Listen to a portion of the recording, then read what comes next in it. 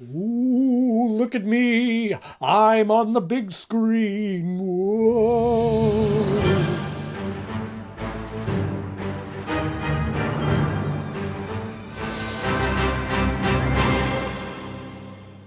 Hello, friends. Welcome back to the show. So glad to see you once again. And if you're new here, thank you for stopping by. I hope that you like what you see, because this is the show where we talk about each and every episode of a cartoon that we grew up on in the 90s. And right now, we're working through a series talking about the Superman, the animated series from the late 90s. And we're in the second season, and we've got a lot of great shows. So if this sounds like something that you might be interested in, just hop below and hit the subscribe button right now. Don't think about it. Hit the like button while you're down there. Don't think about it. Helps me out tremendously, because I think you're going to like what you see. And we've got some great episodes like today, where we talk about Livewire, which originally aired on September 13th, 1997. It's not Ms. Willis anymore. Meet her replacement.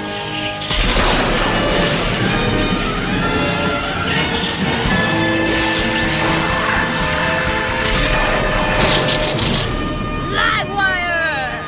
Something that I find a little odd is that this episode, according to IMDb, aired on the same day that Speed Demons did originally, September 13th, 1997. I don't know how that worked. I know that there was like a block of time where they would show a Batman episode and a Superman episode, but I don't remember if there was like another Superman episode, or sometimes there was two Superman episodes.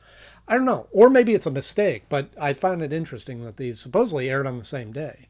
Oh well. This episode has some great moments and some not so great moments. Livewire is kind of a cool villain, and it kind of matches her personality, and it's an interesting origin story, although the logic's a little weak. But we'll get into all that right after our 60-second rundown of the episode to summarize the episode before the 60-second Brainiac bomb goes off. Let's see if I can do it. A shock jock in Metropolis named Leslie Willis is going on her radio show and talking about how much she hates Superman. And then Clark Kent and Lois Lane get an interview with her. And while they're there, Clark Kent has to excuse himself because there's a crane that's falling. He saves the city. And then Leslie is having her third anniversary big party bash in the center of Metropolis. And Lois and Clark are there to watch this thing. And meanwhile, there's a big thunderstorm and lightning and rain and all this, and police try to shut it down. Superman comes in and tries to shut it down, says this isn't safe, we need to not do this, and then lightning strikes the stage and shocks Superman and electrocutes Leslie, and in the hospital she turns into pure energy and into this lightning live wire person. And so she goes through the electric wires and decides to hold the entire city's power grid for ransom, and they have to pay her, and Superman goes out to fight her with these rubber gloves so he doesn't get shocked, and she tries to shoot him with a lightning bolt, and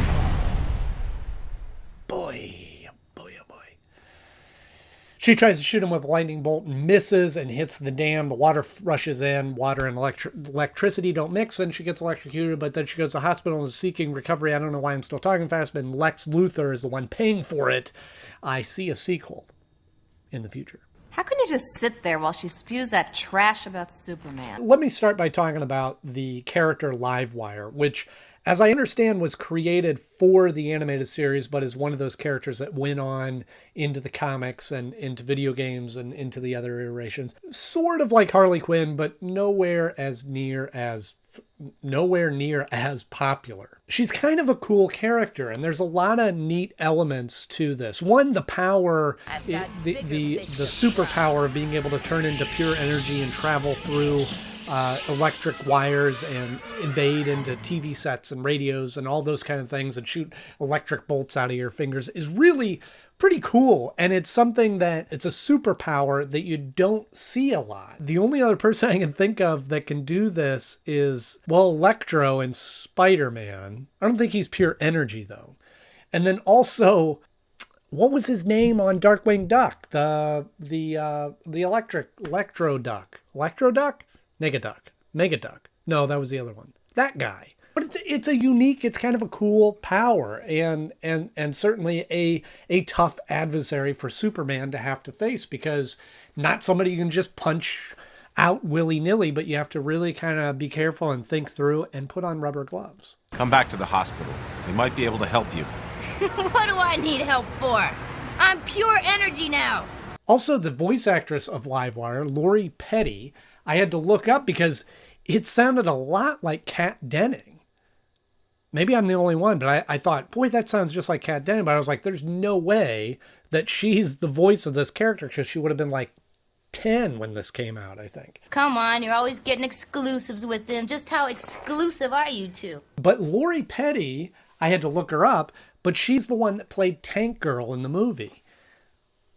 I never saw that movie, but I heard it's not real good. But I can see why this actress would be a great fit for that movie. Because that's the other thing that I enjoy about this character is her personality as the shock jock, Leslie Willis, matches up to her persona as a villain. It seems like a seamless transition where sometimes there's a villain that gets all these powers and then starts doing bad things or has some traumatic experience that causes them to become a supervillain to do bad things. But this is just a person that doesn't like Superman and by the very nature of her job just says things very shocking and causes a reaction in the public. And so this personality seemed to bleed into Livewire really well. Excuse you? Look what you did to me. But I feel like her origin, the actual moment that she gets her powers, is a little weak. I mean, I'll follow on the journey of a lot of sci-fi elements, and I love those kind of twisty, out of this world kind of plots. But as far as I could tell from that scene, an amp or speaker or something gets struck by lightning and gives her these powers.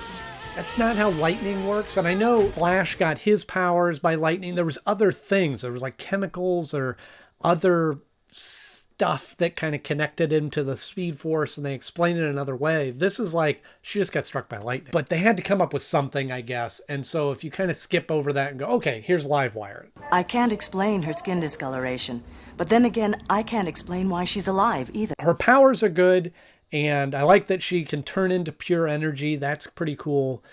But her being able to create clothing and her new costume out of energy or ions in the air, as she says, is, again, a bit of a stretch. But again, if you put that stuff aside, she's a great character. Neat, huh? I ionize the air around you. Pretty form-fitting, don't you think? Speaking of great characters, I love Bibbo's appearance in this episode, how she is on the radio talking about how horrible Superman is, and he calls in to defend Superman.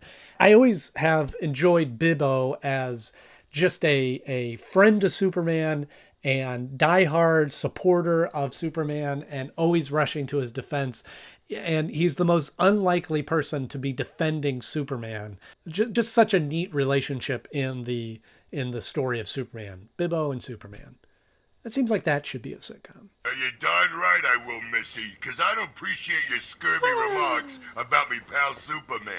Get a load of this old fogey. And again, I do enjoy in the animated series the way that they have established Superman to have some struggles. He's not just infinitely strong, and he doesn't just have all the power to do whatever he wants, but it is illustrated really well in the beginning when the crane is falling, that he is trying to grab onto it and is struggling to keep it from hitting the ground. And even when he's under it and holds it up, it's a struggle for him to do that. Granted, this is a giant crane, but I like that they gave him a little bit of a struggle rather than just grabbing it with his pinky and flying off. Do you really believe that garbage you say about Superman, or is it just a way to get ratings? I am very appreciative that they didn't just have Superman put on an electric-proof suit and go in to fight her, but they created a battle around her power. I don't know why, it just seemed a little ridiculous that he had rubber gloves on. And trying to hold her with that rope was a little weak. I figured you'd need to recharge yourself.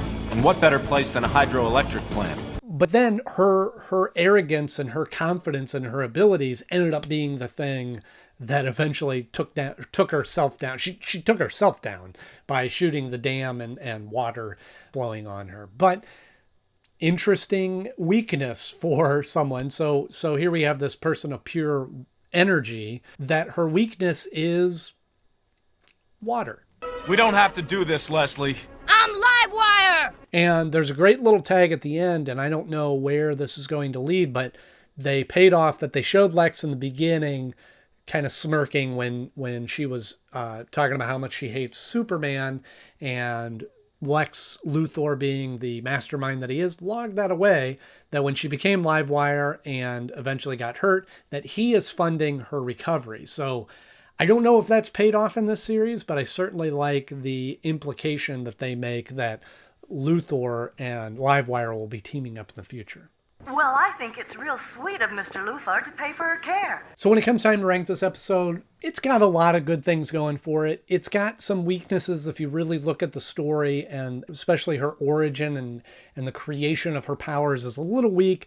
But I know that sometimes in writing, this wasn't about the arc of her creation, but more about the character itself. So I wish they just would have spent more time with her as Livewire, less time as her with the Shock Jock. Although there's a great, like I said, parallels to those two personalities that bleed into that well. But that aside, she is a great villain, a great threat to Superman, and has some great powers, and is kind of an interesting character. We haven't seen a character like Livewire yet where she just doesn't like Superman and is an unlikely person to get all these powers and is just on a power trip. No pun intended. Well, maybe pun intended. And she's just on this huge power trip to be able to take down Superman, and might as well use these powers to get a little bit of extra money and take the city for all it's worth. But even the story itself and kind of the arc, it's an origin story. It just ends up being kind of a mediocre story ranked up against some of the other episodes. So for that reason, it falls in at the number 7 spot of my favorite episodes so far.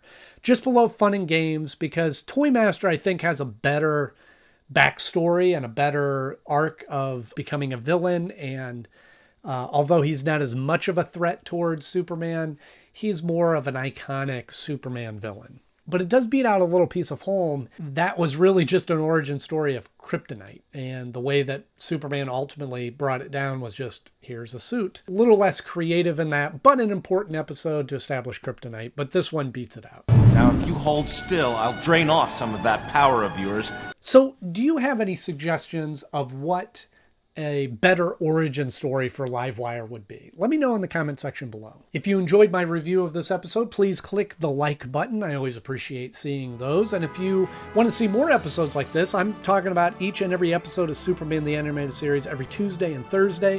If this sounds like something you might be interested in, just hit the subscribe button, because I'll be back next Tuesday with the episode Identity Crisis. You don't want to miss that. As always, I'm Andy Knode. Thank you so much for watching, and I'll see you soon.